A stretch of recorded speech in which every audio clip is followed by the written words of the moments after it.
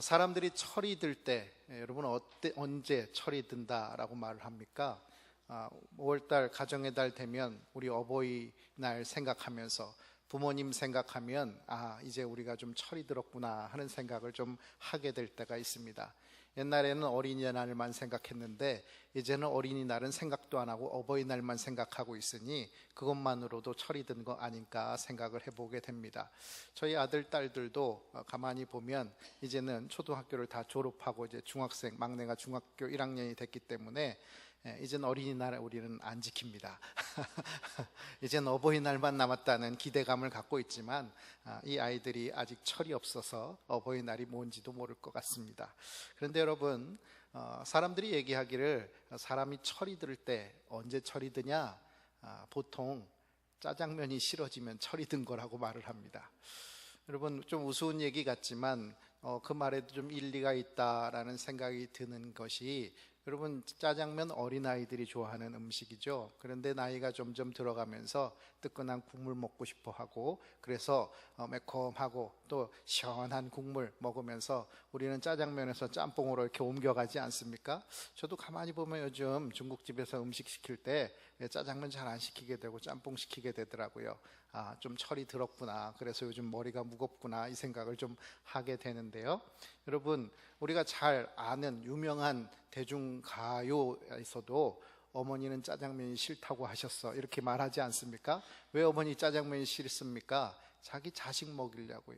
자기보다 자기 자식 먹이려고. 그러니까 자기 자신 생각하는 것이 남 생각하는 생각으로 바뀌어질 때, 이게 바로 철이 드는 때라고 말할 수 있을 것입니다. 한마디로 말해서 영적으로 좀 바꿔서 얘기한다면, 자기만 바라보고 자기에게 집중하던 눈이 이제 눈을 들어서 하늘을 바라보고 하나님께 집중하는 눈으로 바뀌어질 때 우리는 철이 드는 것이다, 영적으로 철이 드는 것이다 라고 말할 수 있을 것입니다. 나이가 아무리 많이 들어도 여전히 나만 챙기고 내 배만 불리려고 하면서 살아가면 아직 철이 덜 드신 것이고, 내 주변의 사람들이 바라보여지고 내 것을 내 것이라 여기지 않고 다른 사람에게 나누고 베풀 수 있는 삶, 그것이 내게 더 큰 기쁨이 오는 삶이라면 그 사람은 철이 든 삶이라고 말할 수 있을 것입니다. 우리 한번 옆 사람을 바라보면 이 사람 철 들었나 한번 바라보실 수 있기 바랍니다. 철 들으셨나요? 모두가 철 드시기 바랍니다. 여러분, 아브라함의 삶은 어떠할까요? 사실 아브라함이 아브람일 때는 그는 철들지 않은 삶이었습니다. 오직 자기에게만 집중했던 철없던 삶을 살았던 사람이 바로 아브람입니다. 아브람은 배고프면 견디지 못해서 그것이 걱정돼서 하나님께서 약속하신 약속의 땅 가나안에 들어갔음에도 불구하고 점점 남방으로 내려가다가 애굽까지 내려가게 되는 것을 보게 됩니다. 배고프면 다른 것 보이지 않고 하나님 약속 같은 건 안중에도 없고 배 부를 수 있는 곳, 배만 채워주면 되는 곳으로 옮겨가는 사람이 아브라함이었다는 것입니다. 또한 그곳에서 목숨의 위협을 느끼게 되면 이 사람 얼마나 철없었는지 자기 아내 팔아먹고 자기 목숨 연명했던 사람입니다. 자기 아내 여동생이라고 속이고 그것으로 뒷돈 받아가지고 챙겨가지고 부자 되고, 아내는 남의 남편에게 아내로 넘겨준 사람이 아브람 아닙니까? 그러면서 그렇게 생을 구걸하며 살았던 사람이 바로 아브람이니, 이 아브람의 삶을 철들었다고 어떻게 말할 수 있겠습니까? 하나님의 약속이 지연되었을 때 그 약속에 대해서 온전히 믿지 못하고 인간적인 방법으로 이스마엘을 낳았던 사람이 아브람입니다. 그리고 또한 그 이스마엘이나 잘 봐달라고 하나님 내 몸에서 날 씨를 통해서 하나님의 언약을 성취하겠다라고 약속하실 때 아브람은 이스마엘이나 봐주세요 라면서 하나님이 말씀하신 거 웃고 있었던 사람입니다. 이렇게 철없던 사람이 바로 아브람입니다. 그런데 자기에게 집중하던 눈을 들어서 이제 하나님을 바라보고 하나님의 약속의 성취를 기다리면서 살아가는 철든 삶을 살아가는 아브라함의 모습을 바라보실 수 있길 바랍니다. 그는 하나님의 약속에 이제 순종하는 마음으로 온 집안 식구에게 할례를 행합니다. 할례를 행한다라는 것은 단순히 성기를 훼손한다라는 것만이 아니라 경험과 판단 속에서 현실적인 대안으로 여겨지던 이스마엘을 온전히 내려놓고 아직 아무런 기색도 없는, 아무런 가능성도 없는, 그리고 경험과 판단만으로 생각하면 도저히 불가능한 하나님의 언약 속으로 자신의 모든 것을 던져넣고 순종하는 삶을 사는 것입니다. 그리고 그렇게 할례를 받은 이후 아브라함은 99세의 노인으로서 하나님의 약속의 씨를 기다리고 또 기다리고 있는 것입니다. 오늘 본문의 말씀은 바로 이러한 기다림을 이야기하고 있습니다. 우리 1절 말씀 간절히 함께 기도하겠습니다. 함께 말씀 봉독하겠습니다. 여호와께서 마므레의 상수리 나무들이 있는 곳에서 아브라함에게 나타나시니라. 날이 뜨거울 때에 그가 장막문에 앉아 있다가. 중동의 날씨는 낮이 되면은 엄청나게 뜨겁게 올라갑니다. 우리나라 여름철 같은 건 저리 가라 40도 50도 이렇게 올라가고 땅의 지열을 생각하면 그것보다 더 뜨거워집니다. 그러기에 이 여름에 이 낮 시간에는 사람들이 무슨 활동을 할 수가 없습니다. 그래서 사람들이 오지 않을 때 사마리아 여인은 우물을 기르러 간 것이고, 또 이 아브라함조차도 이제 사람들이 오지 않는, 돌아다니지 않는 이때 모두가 잠이 드는 때가 바로 이때입니다. 그런데 오늘 말씀에는 날이 뜨거울 때에, 개역 성경에는 오정즈음에라고 해서 한 12시 정도가 되었을 때라고 이야기를 합니다. 바로 그때 사람들이 찾아오는 것입니다. 원어는 이 때를 그날의 그 더운 때라고 말씀하고 있습니다. 한마디로 말해서 하루 중 가장 더울 때, 그래서 사람들은 늘어져 있고 낮잠을 통해서 휴식을 취하고 깨어있지 못하는 때에 아브라함은 무엇을 했느냐? 깨어서 언약을 기다리고 있었다는 것을 말하고 있는 것입니다. 장막문에 앉아 있다가 라고 하는 것은 바로 그가 안에 들어가서 낮잠을 자고 있는 것이 아니라 문 앞에서 누군가 찾아올 것을 깨어서 기다리고 있다는 것입니다. 아무도 온다는 예약은 없습니다. 기약도 없는 기다림입니다. 그런데 99세의 노인인 이 아브라함, 하나님께서 약속하신 약속을 기다리면서 지금 하나님의 사자를 맞이하게 되는 것이 오늘 본문의 말씀인 것입니다. 신방을 하면서 제가 여태까지 가장 당황했던 것은 신방하는 날 집에 벨을 눌렀는데 아무런 반응이 없는 것이었습니다. 계속 벨을 눌러도 아무런 반응이 없어서 혹 어디 잠깐 나가셨나, 신방 대접한다고 잠시 음료수라도 사러 나가셨나 하면서 잠시 기다려봤습니다. 그러면서 전화를 해봤더니 이분이 출근을 해 계시는 겁니다. 그러면서 깜빡했어요 라고 말씀을 하시는 거였습니다. 여러분, 누구나 기억력은 깜빡깜빡 할 수 있는 것이 우리 모두의 인지상정 아닙니까? 그런데 저는 그때 생각한 것이 있습니다. 그분에게 신방이라는 것, 그것은 1년 중 연례 행사라고 여겨졌을 것이다 라는 생각입니다. 여러분, 가장 중요한 그것은 여러분 어떻게 합니까? 보통 달력에다 동그라미를 칩니다. 그리고 며칠 전부터 그것을 보면서 우리는 그날의 중요성을 매일매일 묵상합니다. 그렇기 때문에 그날은 잊을 수가 없는 것입니다. 만일 남편이 여러분의 생일을 잊어버렸다 그러면 화를 내는 이유가 뭡니까? 그날이 그만큼 중요한 날이라는 것을 몰라서가 아니라 잊어서라는 것입니다. 결국 중요하다라는 것은 잊어서는 안 되는 것이라는 것입니다. 신방을 해보면 목사를 목사로 대하는 신방하는 집이 있고 목사를 하나님의 사자로 신방하는 집이 있습니다. 오해하지 마시기 바랍니다. 좋은 것 대접하고 봉투 하나 집어주면 하나님의 사자로 대우하고, 그런 거 없으면 목사로 대우하고, 이런 것 아닙니다. 목사로 대우하는 집은 청소만 하는 집입니다. 깨끗하게 청소를 하느라고 어저께 하루 종일 피곤해가지고 말씀에는 집중하지도 못합니다. 그리고 음식 차리느라고 부산한 집입니다. 그래가지고 음식 찜소시 뭐 소리를 내면 잠깐만요 하면서 가서 음식하느라고 그냥 말씀하세요 하면서 저보고 혼자 짓거리라는 겁니다. 전화가 오면 전화도 잘 받습니다. 그러면서 잠깐만요 하면서 벨도 누르고 택배도 받고 다 그럽니다. 그런데 여러분, 진짜 신방, 하나님의 사자에게 받는 신방의 집은 다릅니다. 전화 다 꺼놓습니다. 그래서 벨 같은 거 소리 안 나게 만듭니다. 밥 같은 거 나중에 합니다. 여러분, 제가 밥을 못 먹어서 신방을 가겠습니까? 제가 그 집에서 밥 먹기 위해서 신방하는 것이겠습니까? 그렇지 않습니다. 그거 알면서도 왜 그렇게 밥하는데 정신없이 돌아다니십니까?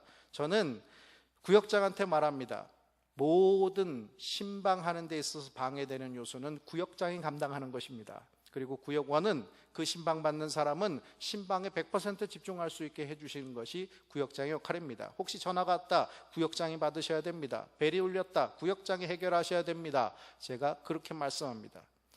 여러분, 신방은 그런 것입니다. 그런데 목사 신방 받는 것 하나의 연례 행사로, 또는 사람이 그저 찾아오는, 목사라는 사람이 찾아오는 것으로, 그래서 이 집이 들어오면 목사한테 흉되겠다 싶어서 청소하는 것, 더 열심을 다하는 것이고, 그렇게 대접하는 것, 1년에 한 번 대접해서 목사님한테 면 세우는 것이라고 생각하는 경우도 있는 것입니다. 그런데 여러분, 진정으로 신방하는 사람은 그 신방의 자리가 하나님께서 나에게 주시는 말씀이다라고 생각하며 그 말씀을 받습니다. 깨어서 기도하였기 때문에 그날을 잊을 수가 없습니다. 그리고 그날 주신 말씀을 기억하면서 다음 신방께까지를 살아갑니다.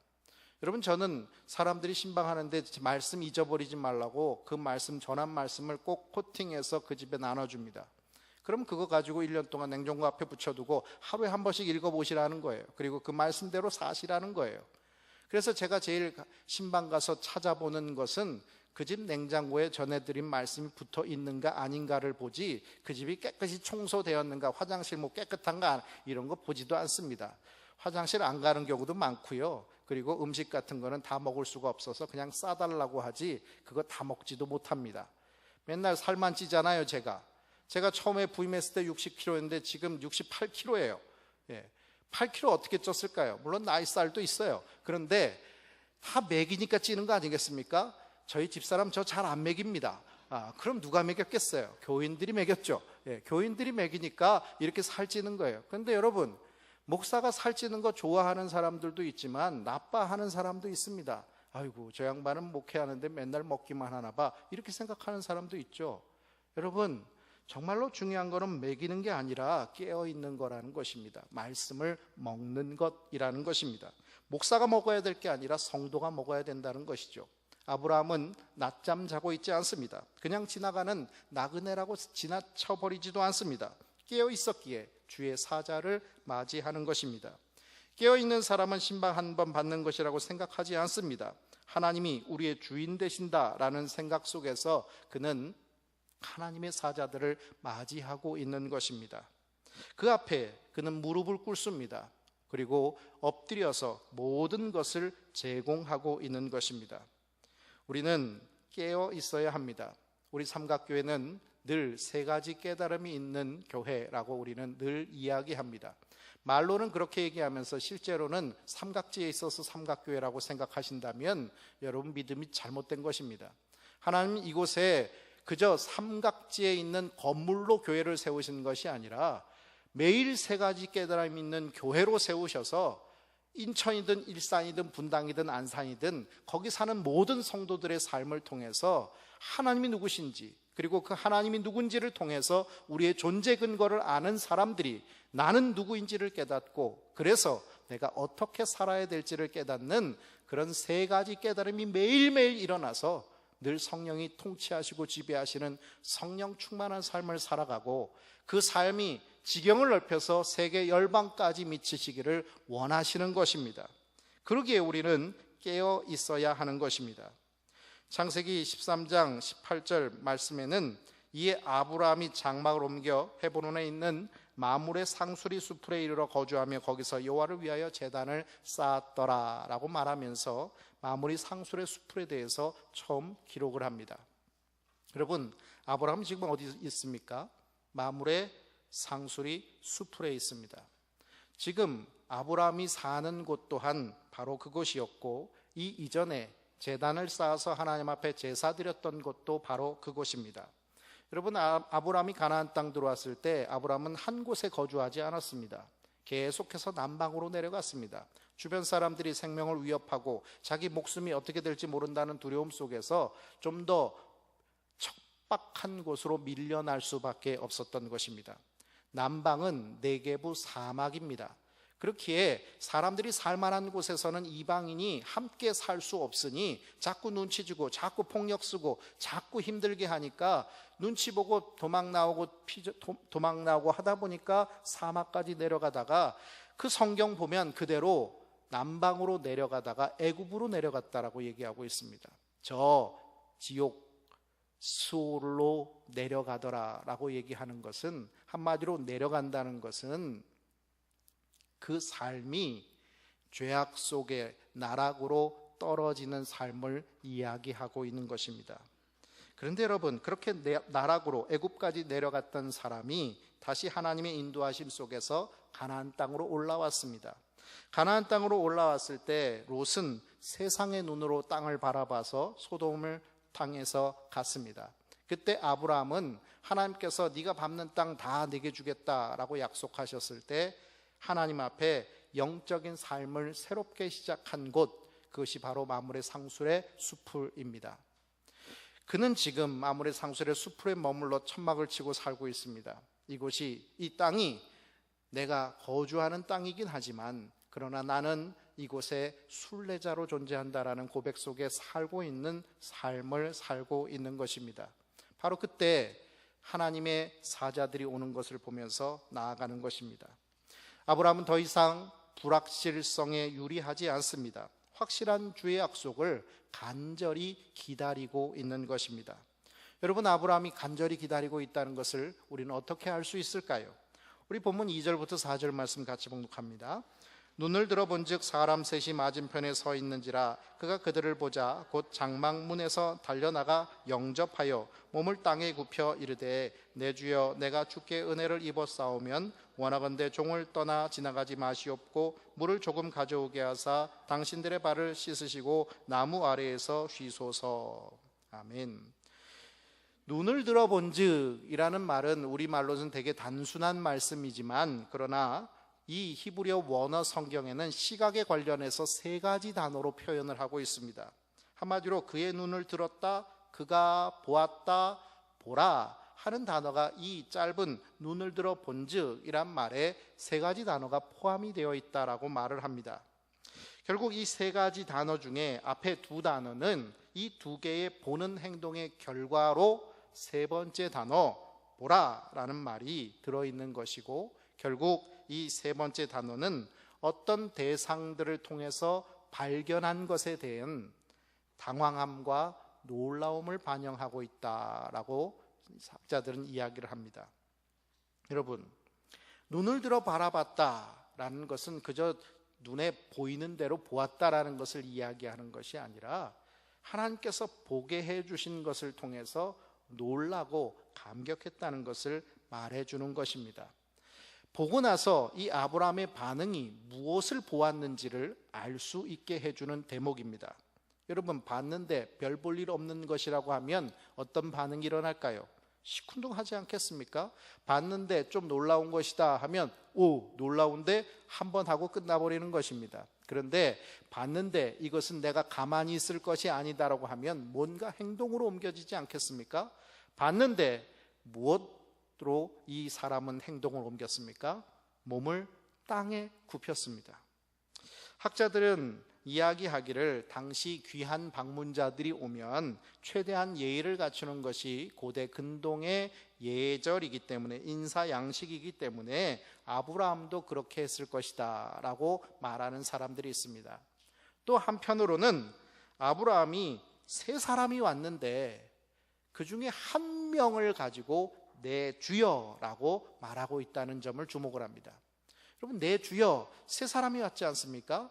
그런데 내 주여라는 이 말은 단수입니다. 1인칭 단수입니다. 그러니까 한 사람 보고 내주라고 그랬지 세 사람 보고 내주라고 얘기한 게 아닙니다. 세 사람이 그저 귀한 손님이라면 세 사람 보고 아유 내 주님들 뭐 이 정도로 얘기하지 않았겠습니까? 그런데 한 사람만 꼭 집어서 내주여라고 얘기하고 있는 것을 보면 아브라함은 이 세 사람 중에 하나가 하나님이시라는 것을 깨달았다라는 것입니다. 즉각적으로 깨달았다라는 것은 그 아브라함의 눈이 영적인 눈이 열려져 있는 상태였다는 것을 말해주는 것입니다. 불순종하는 사람이었다면 하나님을 바라볼 수 없을 것입니다. 하나님의 약속을 불신했다면 하나님을 보고도 하나님이라고 생각하지 못했을 것입니다. 눈이 가리워져서 아무것도 깨닫지 못하고 자고 졸고 방바닥을 굽고 있었을 것입니다. 그런데 아브라함은 첫눈에 하나님을 알아보았다는 것입니다. 깨어 있었기 때문입니다. 그리고 자기를 찾아오신 하나님, 그저 나그네로 지나가는 사람들이 아니라 자기를 찾아오신 하나님을 믿고 경배하며 모든 몸을 굽혀서 주님을 최대한으로 자기의 모든 것으로 접대하고 있는 것입니다. 여러분, 간절히 기다리던, 오랫동안 기다리던 일들이 이루어질 때 그때 느긋하고 여유 있게 움직이는 사람이 어디 있겠습니까? 그때는 감격해서 속히 움직이고 있지 않겠습니까? 아브라함 또한 마찬가지였습니다. 2절 말씀, 그들을 보자 곧 장막문에서 달려나가 영접하였다라고 말을 합니다. 대충 그냥 보고 나서 영접한 게 아니라 보자마자 달려나갔다는 것입니다. 아브라함 나이가 몇 살입니까? 99세입니다. 할아버지가 달려나가면 잘못하면 넘어지지 않겠습니까? 그런 여러 가지 제약사항이 있음에도 불구하고 이 할아버지 달려나가더라는 것입니다. 그뿐입니까? 우리 6절 7절 말씀 같이 묵독합니다. 아브라함이 급히 장막으로 가서 사라에게 이르되 속히 고운 가루 세 쌀을 가져다가 반죽하여 떡을 만들라 하고 아브라함이 또 가축대에 있는 곳으로 달려가서 기름지고 좋은 송아지를 잡아 하인에게 주니 그가 급히 요리한지라. 아멘. 여러분, 이 말씀을 읽을 때는 여러분이 읽을 수 있는 최대한의 속도로 읽어주셔야 됩니다. 그래야 아브라함이 행동한 모습을 나타낼 수가 있는 거예요. 글로만 읽는 게 아니잖아요. 그 의미대로 읽으려면 지금 할아버지, 99살 된 할아버지가 사람을 맞이하기 위해서 달려나갑니다. 그리고 급히, 속히 달려가서 급히, 이게 6절 7절에 표현되어 있는 말 그대로의 단어들입니다. 4번이나 급히, 속히, 달려가서 급히, 얼마나 이 아브라함이 지금 다급하게 이 모든 것들을 행하고 있는가 하는 것을 알 수 있습니다. 혹여라도 내게 오신 하나님이 지나가실까봐 그 하나님 붙들고 그 하나님 앞에 내게 있는 모든 것 대접하기 위해서 마음이 급한 겁니다. 그래서 급히 달려나가서 급히 얘기하고 속히 만들려고 그러고 또 달려가서 또 급히 대접하고 이렇게 하고 있는 것입니다. 여러분, 얼마나 간절했으면, 얼마나 하나님께서 약속하신 그 약속에 대해서 깨어 기도하고 있었으면 하나님을 한눈에 알아보고 그 하나님 앞에 달려가서 하나님께 이 모든 것을 드리고자 했을까? 여러분, 여러분의 삶 속에서도 하나님 한눈에 알아보는 영적 깨어있음이 있기를 바랍니다. 그리고 여러분의 삶 속에 하나님 대접할 수 있는 귀한 은혜가 넘칠 수 있길 바랍니다. 여러분, 우리가 언제 하나님 대접해 볼 수 있겠습니까? 하나님은 언제나 우리와 함께 하신다는데 우리는 한 번도 하나님 대접해 보지 못하고 하나님 천국 잔치만 참여할 생각만 하고 있지 않습니까? 아브라함처럼 하나님이 내게로 오셨다는 것을 깨닫고 그 하나님 앞에 속히 달려가서 영접할 수 있는 그런 간절함이 있는 그런 우리 모두가 되시기를 바랍니다. 아브라함은 진정으로 섬깁니다. 여러분, 멀리서 누군가가 옵니다. 낯선 사람이 오면 이 당시는 경계의 대상입니다. 왜냐하면 이 당시 사람들이 찾아오면 화평으로 오십니까? 라고 묻습니다. 그것은 무슨 말입니까? 원수는 항상 원수 갚으려고 오는 사람들이고 손님이 오면 항상 대접을 해야 되는 사람들이기 때문입니다. 그래서 화평으로 왔다 하면 대접을 하고 원수 갚으러 왔다 그러면 싸워야 되니까요. 그러니까 지금 낯선 사람이 올 때 항상 좋은 일만 있는 건 아닙니다. 그러니 경계해야지요. 그런데 아브라함은 2절 그들을 보자 장막문으로 달려가서 영접하여 몸을 땅에 굽혀 절을 합니다. 3절 그들 앞에 내 주여라고 하면서 자신을 종으로 지칭합니다. 4절 말씀을 보면 발 씻은 물을 가져와 씻게 하고 쉴 자리를 제공합니다. 영접할 이유가 있습니까? 종이 되어야 될 이유가 있습니까? 여러분, 이 당시 아브라함 가질 만큼 가지고 높을 만큼 높은 사람입니다. 여러분, 아브라함의 이름은 본래 이름은 아브람입니다. 아브람이라는 이름의 뜻은 높은 아버지라는 뜻입니다. 한마디로 말해서 인간적으로 높다라는 이야기죠. 그런데 본토 친척 아버지 집을 떠나서 이제는 자신이 있을 때, 그 고향에 있을 때 누릴 수 있는 것과는 비교할 수 없을 만큼 큰 무리를 이루었고 재산도 모았고 남부러울 것이 없는 족장이 되었습니다. 그렇다면 여러분, 손님 하나 오는 것 정도는 시종들한테, 종들에게 시킬 수 있는 거 아니겠습니까? 뭘 달려나가서 뭐 무릎 꿇고 뭐 이러면서 합니까? 그냥 종 불러가지고 야 손님 접대해라 그러면 되는 거 아니겠습니까? 그런데 아브라함 그렇게 나가지 않습니다. 창세기 17장에 보면 자신에게 나타나신 하나님이 전능하신 하나님인 줄 알고 있기 때문입니다. 그분의 약속을 믿었기 때문입니다. 그리고 지금의 자리에 만족하는 것이 아니라 하나님께서 약속하신 그 약속을 기다리고 기다리는 간절함이 그에게 있기 때문입니다. 결국 하나님에 대한 믿음은 그를 교만의 자리가 아니라 순종의 자리, 섬김의 자리로 이끌고 있었던 것입니다. 자신을 아브라함이라는 이름으로 부르시며 이제 열국의 아비가 되게 하시는 하나님 앞에 이 아브라함은 순종하고 있습니다. 그리고 이제는 주님의 약속이 이루어지기를 기다리고 있는 것입니다. 그런데 여러분, 이 아브라함이 섬기는 모습을 한번 보십시오. 우리 6절부터 8절 말씀 다시 한번 읽겠습니다. 아브라함이 급히 장막으로 가서 사라에게 이르되 속히 고운 가루 세 쌀을 가져다가 반죽하여 떡을 만들라 하고, 아브라함이 또 가축대에 있는 곳으로 달려가서 기름지고 좋은 송아지를 잡아 하인에게 주니 그가 급히 요리한지라. 아브라함이 엉긴 젖과 우유와 하인이 요리한 송아지를 가져다가 그들 앞에 차려놓고 나무 아래에 모셔섬에 그들이 먹으니라. 아멘. 여러분, 많은 사람들이 하나님을 섬기는데 실패하는 이유가 있습니다. 그것은 바로 자기 혼자 힘으로 감당하려고 합니다. 왜 그렇습니까? 지가 제일 잘한다고 생각하기 때문입니다. 자기가 제일 잘하니까 다른 사람 도움받으면 안 된다고 생각합니다. 다른 사람 도움이 받는 게 아니라 그 사람 때문에 일이 제대로 진행 안 된다고 생각하니 나 혼자 해야 된다는 것, 그리고 나 혼자 하니까 내 말만 믿으라고, 내 말만 들으라고 말하는 것입니다. 결국 자기가 제일 옳고 자기가 제일 잘하고 자기가 제일 순종하는 사람인 것처럼 생각하지만 자기가 제일 교만한 사람이기 때문에 실패하는 것입니다. 여러분, 하나님의 사람들은 혼자 일하지 않습니다. 하나님은 교회를 우리에게 주셨습니다. 왜 그렇습니까? 각각의 은사가 있는 사람들이 함께 하나됨을 이뤄서, 하나는 교사로, 하나는 목사로, 하나님 섬기는 자로, 하나는 돌보는 자로, 그렇게 각자의 역할을 감당하게 하면서 교회를 평안하여 든든히 서가는 교회로 세워가시는 것입니다. 여러분, 아브라함을 보십시오. 아브라함이 지금 손님 접대를 합니다. 가장 먼저 누구 부릅니까? 사라 부릅니다. 그리고 나서 끝냅니까? 아닙니다. 자기 종들 부릅니다. 여러분, 한번 생각해 보십시오. 하나님이 우리 집으로 오셨다. 그런데 나만 보고 가셨다. 여러분, 만족하시겠습니까? 하나님이 우리 집에 오셨다. 그럼 여러분 어떻게 하시겠습니까?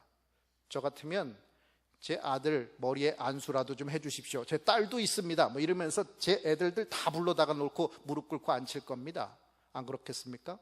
제 식구들 다 모셔놓고 하나님 우리 식구들입니다. 이러면서 그렇게 하지 않겠습니까? 왜 그렇습니까? 하나님이 우리 집에 왔으니 그 은혜의 자리에 우리 가족들도 있어야 되는 것 아니겠습니까? 아브라함 지금 뭐 하고 있는 것입니까? 하나님 앞에 음식 대접하는 게 모든 전부가 아니에요. 바로 그 은혜의 자리에 아내 사라를 참여시키는 겁니다. 그리고 종들도 함께 그 복을 받을 수 있는 자리에 함께 참여할 수 있게 하는 것입니다. 여러분, 혼자는 실패합니다. 마르다가 실패한 이유가 무엇입니까? 혼자 하려다가 실패한 것 아닙니까? 자기 혼자 하다가 누가 하라고도 하지도 않았는데 혼자 한다고 그러다가 혼자 하니까 기분 나빠가지고 안 하고 있는 사람 불러다가 혼내라고 주님께 얘기하다가 별 말도 칭찬도 못 듣고 그렇게 된 것 아닙니까? 여러분, 베드로도 실패했습니다. 왜 그렇습니까? 다른 사람들은 몰라도 나는 주님 배신하지 않을 겁니다 라고 얘기했습니다. 여기에 뭐가 있습니까? 자기 혼자는 주님을 끝까지 사랑할 수 있다라고 생각하는 겁니다. 여러분, 혼자는 넘어집니다. 혼자는 실패합니다. 전도 왜 안 됩니까? 혼자 하려고 하면 안 됩니다. 예수님께서 제자들을 보내실 때 혼자 보냈습니까? 둘씩 짝을 지어서 보냈습니다. 왜 그렇습니까? 둘씩 짝을 지어야 같이 해야 되는 것이라는 겁니다. 기도, 두세 사람이 모인 곳에 하나님이 함께 하신다는 이야기는 무엇입니까? 함께하여 기도하는, 합심하는 기도를 우리 주님께서 기뻐하시는 거 아니겠습니까? 물론 혼자 골방에 들어가서 기도할 수도 있습니다. 그러나 여러분, 우리의 기도가 공동체 안에서 공증받지 못한다면, 잘못되면 정욕에 쓰려고 잘못 구하는 기도로 가든지 아니면 이단에 빠질 수도 있다는 것을 우리는 꼭 기억해야 합니다. 한마디로 말해서 우리 모두가 함께하는 교회가 될 때 우리는 하나님께서 이루어 주시는 하나님의 뜻을 성취할 수 있는 것입니다. 여러분, 저는 왼손잡이입니다. 그래서 웬만한 일은 오른손으로 안 하고 왼손으로 합니다. 여러분, 칼 오른손으로 이렇게 도마질 하시죠? 저는 왼손으로 합니다. 가위, 저 왼손으로 합니다. 공 던지는 거 왼손으로 합니다. 야구방망이 휘두르는 거 왼손으로 합니다. 그런데 여러분, 저는 그렇다고 해서 오른손을 안 쓰지 않습니다. 왼손, 오른손 다 씁니다. 밥 먹을 때 숟가락은 오른손, 젓가락은 왼손 이렇게 해가지고 두 개 다 씁니다. 그래서 저는 제가 앉는 자리가 항상 있는데, 모르시는 분들은 꼭 가운데 앉으라고, 양쪽 배 있으면 제가 두 손을 못 쓰는데 꼭 가운데 앉으라고 자꾸 그러시는데, 사실은 두 손을 다 쓰기 위해서 저는 항상 끝에 자리에 앉습니다. 그래서 사람들은 제가 겸손해서 그런 줄 알아요. 근데 사실은 많이 먹기 위해서, 그래서 살쪘나 봅니다. 그런데 여러분, 두 손 다 쓴다는 거예요. 여러분이 왼손잡이든 오른손잡이든 한 손만 쓰는 사람 보셨습니까? 여러분, 손이 편해요, 발이 편해요? 그럼 손만 씁니까? 발도 쓰잖아요. 아무리 손이 편해도 발도 씁니다. 왜 그렇습니까? 좀 덜 떨어지더라도 같이 해야 편하고 좋은 것이고 더 많은 것을 이룰 수 있기 때문입니다. 내가 더 잘났죠? 내가 생각하기에. 다른 사람은 그렇게 생각 안 하지만. 그런데 내가 잘났지만 잘나지 못한 사람하고도 같이 해야 더 잘날 수 있다라는 거예요. 그러니 교회는 잘난 사람 못난 사람 같이 하면서 더 잘난 하나님을 섬기는 거죠. 그런데 우리는 하나님보다 더 잘났다고 해서 혼자 하려고 하니까 무너지는 것입니다. 아브라함은 지금 은혜의 자리에 다 같이 참여시키는 거예요. 왜 믿음의 조상입니까? 자기 모든 족속이 자기로 인해서 복을 받게 하는 사람 아닙니까? 그래서 믿음의 조상인 것입니다. 교회는 이 세계 열방의 복음이 되어야 되는 것입니다. 왜 그렇습니까? 우리가 복을 받아야 이 복이 흘러가서 세상 사람들에게 복이 넘칠 거 아닙니까? 세상의 사람들은 하나님도 알지 못하고 맨날 죄를 짓고 살아가는데 어떻게 거기서 복이 나올 수 있겠습니까? 우리는 회개라도 하죠. 우리는 하나님 앞에 간구라도 하죠. 세상 사람들은 그런 거 모르고 자기 배만 불리면서 살아가는데 어떻게 그들에게 복이 있겠습니까? 결국 복은 우리에게서 흘러나오는 것이고 그 복이 흘러가야만 그들도 살 수 있는 거예요. 우리가 정의롭게 살아야 정의가 이 땅에 흘러가는 것이고 우리가 하나님의 복이 되어야 이 땅에 복도 임하는 거예요. 그런데 여러분, 내가 나만 위해서 산다면, 내가 다르게 살지 않고 똑같이 살아간다면 이 세상은 변하지 않고 망하는 것입니다. 오늘 아브라함이 복에 근원된 삶을 사는 것, 그것은 다른 모든 사람들을 복에 참여시키는 데 있었습니다. 여러분, 우리도 우리 자녀뿐만이 아니라 우리 가족뿐만이 아니라 내가 만나는 모든 삶, 내가 밟고 다니는 모든 땅이 하나님의 복이 되는 땅이 될 수 있도록 여러분의 복이 흘러가시는 복의 근원 되시기를 바랍니다. 여러분, 3절 말씀, 내 주여 내가 주께 은혜를 입었사오면 이라고 아브라함은 우리 주님 앞에 고백을 합니다. 내 주여 내가 주께 은혜를 입었사오면 이라는 이 단어는 원어의 본문의 말씀을 그대로 직역하면 이렇습니다. 내가 당신의 눈 속에 은총을 발견했다면, 내가 당신의 눈들 속에서 은총을 발견했다면, 이 말은 무엇입니까? 쉽게 말해서 내가 주님의 눈이 들어서 주님의 은총이 내게 임할 수 있다면 이라는 뜻입니다. 여러분, 우리가 눈을 들어서 하늘을 바라본다면 우리 주님은 우리를 바라봐 주시지 않겠습니까? 땅을 바라보고 있으면 우리 주님의 그 따뜻한 사랑의 시선은 단 한 번도 볼 수 없는 것입니다. 땅을 바라보면 늘 척박하고 괴롭고 부족하고 고통스러운 것밖에 없죠. 그런데 이 눈을 들어서 주님을 바라보면 주님이 우리를 바라보시는 주님의 사랑의 눈빛, 그리고 그 우리를 바라봐 주시는 따뜻한 은혜의 눈빛을 우리는 볼 수 있게 될 것입니다. 아브라함이 드린 것은 적은 음식뿐만이 아니었습니다. 자기의 모든 것 드렸습니다. 그때 하나님께서는 이 아브라함의 집안에 강대한 나라가 되고 천하 만민이 아브라함으로 말미암아 복을 받게 되는 복덩어리가 될 수 있게 해 주셨습니다. 자기 자식만을 구하던 자기 배만 불리던 사람에게서 지경을 넓혀서 소돔과 고모라를 위해서 눈물로 기도할 수 있는 중보의 사람으로 세워주신 것입니다. 오늘 저와 여러분에게 하나님께서 무엇을 원하시겠습니까? 그저 이 땅에 살면서 힘겨워하며 괴로워하며 고통스러워서 그때마다 하나님 앞에 부르짖다가 또 하나님이 응답하지 않으면 아유 하나님이 응답해 주시지 않나 보다 불신하고 원망하고 그러면서 하나님으로부터 서서히 멀어져 가는 삶을 하나님이 원하시겠습니까? 아니면 깨어서 주의 약속을 붙들고 언제나 주님이 나에게 찾아오시기를 간절히 열린 마음으로 언제나 주님을 초청하고 주님께서 임하실 때 성령의 충만함을 받아서 주님 앞에 내 모든 것을 내어드리는 삶을 원하시겠습니까? 오늘 주님이 원하시는 주님의 기쁨 되는 삶, 그리고 주님의 복이 되어 이 세상 열방을 구원하는 천국 백성 되시기를 주님의 이름으로 축원합니다. 기도하겠습니다. 아버지 하나님 감사합니다. 오늘도 우리의 주인 되셔서 우리의 삶을 다스려 주시니 감사합니다. 우리의 구원자이시기에 우리의 생명을 구원해 주셨을 뿐만 아니라 우리의 주인 되셔서 우리가 삶을 살아가는 모든 순간 속에 하나님의 뜻을 밝히 알게 하시고 그 뜻대로 살아갈 수 있도록 우리를 인도해 주시는데 아버지 오늘도 우리는 깨어서 기도함으로 그 길 걸어갈 수 있는 하나님의 백성 되게 하여 주시옵소서. 천국 백성 되어서 이 땅에 어그러지고 부서지고 무너진 모든 것들을 보수하면서 길을 수축하면서 천국 가는 그 길, 십자가의 그 길이 고통의 길이 아니라 영광의 길이요 죽음의 길이 아니라 생명의 길임을 모든 만방에 선포할 수 있는 천국 백성 되게 하여 주시옵소서. 감사드리며 예수님의 이름으로 기도합니다. 아멘.